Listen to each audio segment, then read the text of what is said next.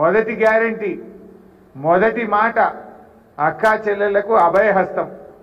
మీ అందరికీ 2500 రూపాయలు ఇస్తామని చెప్పినారు. వచ్చినాయా? మహిళలకు 2500 మహామోసం.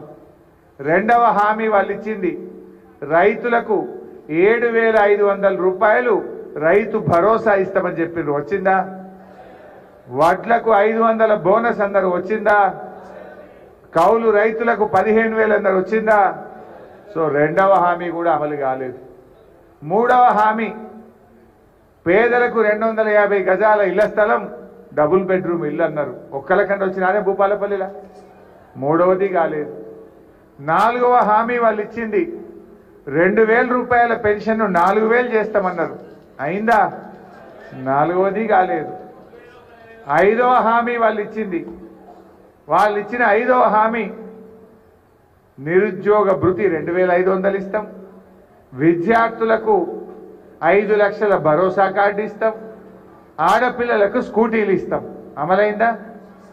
ఐదవది కాలేదు. మరి ఏం చేసిండ్రు?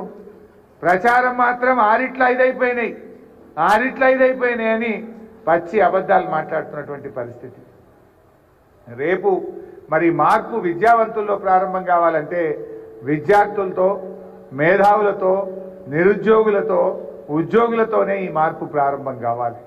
అందువల్ల ఈ విషయాలు మీరు చెప్పండి దయచేసి. ఇవాళ పచ్చి అబద్ధాలు మాట్లాడుతున్నారు. ఎవరిని మోసం చేయలే కాంగ్రెస్ పార్టీ?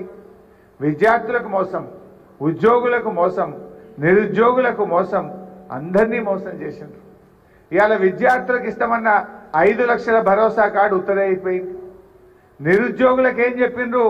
జాబ్ క్యాలెండర్ ఇస్తామన్నారు, 2 లక్షల ఉద్యోగాలు చేస్తామన్నారు, అప్లికేషన్ ఫీజే లేకుండా చేస్తామన్నారు. ఇవాళ ఉద్యోగాలకు అప్లై చేస్తే టెట్ ఫీజు 400కి 2000 రూపాయలు చేసిండ్రు. టెట్ ఫీజు పెంచిండ్రు, దరఖాస్తుల ఫీజులు పెంచిండ్రు, జాబ్ క్యాలెండర్ పత్తా లేకుండా పోయింది. ఇవాళ వరకు ఒక జాబ్ క్యాలెండర్ ఉన్నది. మన బీఆర్ఎస్ పార్టీ, మన కేసీఆర్ గారు ఉద్యోగ నియామకాలకు నోటిఫికేషన్ ఇచ్చి, పరీక్ష పెట్టి, ఫలితాలు ఇచ్చి, సర్టిఫికెట్లు వెరిఫై చేసి అన్ని రెడీ చేసి పెట్టిండ్రు. ఈయన ఇచ్చింది కేవలం అపాయింట్మెంట్ ఆర్డర్ తప్ప ఏ నోటిఫికేషన్ కూడా ఇయ్యలే. వెనకటికో సామెత ఉండేది, వంటంతా వండి పెట్టినాకే ఎవడో వడ్డించడానికి వచ్చిందట. వాడు వడ్డించడానికి వచ్చి అంతా నేనే చేసిన అన్నాడట. ఇవాళ కాంగ్రెస్ వాళ్ళ కథ కూడా గట్లే ఉంది. నోటిఫికేషన్ ఇచ్చింది మనము, పరీక్ష పెట్టింది మనము, ఫలితాలు ఇచ్చింది మనము, సర్టిఫికెట్లు వెరిఫై చేసింది మనము. కేవలం నువ్వు వడ్డించడానికి కూలికి వచ్చినట్టు వాళ్ళు వస్తారు కదా వడ్డించడానికి, వాళ్ళు ఏమంటాం? వెయిటర్స్. వాళ్ళు వడ్డించినంత మాత్రాన అంత నాదే అంటే నడుస్తుందా? ఇవాళ మొత్తం అన్ని పరీక్షలు పెట్టి నోటిఫికేషన్లు ఇచ్చింది కేసీఆర్ అయితే మీరు ఇచ్చింది కేవలం అపాయింట్మెంట్ ఆర్డరే. మీ గవర్నమెంట్ వచ్చినాక జాబ్ క్యాలెండర్ ఏమైంది అని అడుగుతా ఉన్నా. ఆ రోజు పేపర్లలో ఫుల్ పేజ్ యాడ్లు ఇచ్చారు. ఫ్రంట్ పేజీలో జాబ్ క్యాలెండర్ ఇస్తాము, ఈ సంవత్సరంలో 2 లక్షల ఉద్యోగాలు అన్నారు. ఏమైంది జాబ్ క్యాలెండర్ అని అడుగుతా ఉన్నా. ఒక్క నోటిఫికేషన్ ఇచ్చారా అని నేను అడుగుతా ఉన్నా. 6 నెలలు అయిపోయినా కొత్తగా మీ ప్రభుత్వం వచ్చినాక ఒక్క ఉద్యోగం అన్నా ఇచ్చారా అని నేను అడుగుతా ఉన్నా. మీరు ఇచ్చిన 30,000 అవి కేసీఆర్ ప్రభుత్వం, బీఆర్ఎస్ ప్రభుత్వం ఇచ్చిన ఉద్యోగాలు తప్ప మీరు వచ్చిన తర్వాత నోటిఫికేషన్ ఇచ్చి ఒక్క ఉద్యోగం కూడా ఈ పార్టీ, ఈ ప్రభుత్వం ఇవ్వలేకపోయింది. అంటే విద్యార్థులకు మోసం, నిరుద్యోగులకు మోసం. ఇలా ఉద్యోగస్తుల్ని కూడా మోసం చేసినారు, ఉద్యోగస్తులకు అన్యాయం చేసినారు. వాళ్ళ మేనిఫెస్టోలో ఏం చెప్పారు? మేము రాగానే 3 డిఏలు ఇస్తామన్నారు. ఏమైనాయి 3 డిఏలు? 3/4వ డిఏ వచ్చింది.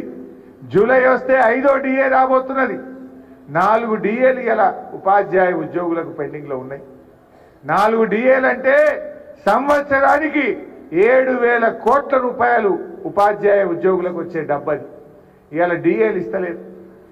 ముఖ్యమంత్రి గారు ఆయనే మీటింగ్ పెట్టిండు. మార్చి నెలలో మీటింగ్ పెట్టి రేపు కేబినెట్ మీటింగ్ ఉంది, ఎలక్షన్ కోడ్ రాకముందే మీ డిఏలన్నీ ఇస్తాను మాట ఇచ్చి మాట తప్పిండు. మేనిఫెస్టోలో పెట్టి మాట తప్పిండు, ఉద్యోగ సంఘాలతో మీటింగ్ పెట్టి మాట తప్పిండు. ఇవాళ ఉద్యోగస్తులకు 4 డిఏలు ఇవ్వకుండా మొండి చేయి చూపింది కాంగ్రెస్ ప్రభుత్వం. ఉపాధ్యాయులు, ఇవాళ ఉపాధ్యాయులు కూడా ఆలోచించాలి. చరిత్రలో ఎప్పుడు లేని విధంగా మొన్న నారాయణ ఖేడ్లో ఉపాధ్యాయుల మీద లాఠీ చార్జ్ చేసింది. విధి నిర్వహణలో ఉన్న ఉపాధ్యాయుల మీద అమానుషంగా లాఠీ చార్జ్ చేసి ఇవాళ గురువులను అవమానపరిచినటువంటి ప్రభుత్వం ఈ కాంగ్రెస్ ప్రభుత్వం.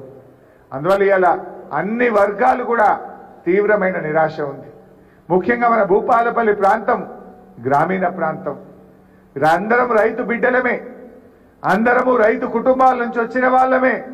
ఇవాళ రైతులు ఉసురు పోసుకుంటా ఉన్నారు. ఇందాక రమణారెడ్డి గారు తీసుకుపోతే కమలాపూర్ గ్రామం పోయినాను. అక్కడ చాలా బాధపడుతున్నటువంటి పరిస్థితి. మల్లికాంబ గారు, మల్లికాంబ అనే మహిళా రైతు 15 రోజుల నుంచి వడ్లు ఎండబోసినాం, కొనే దిక్కు లేదని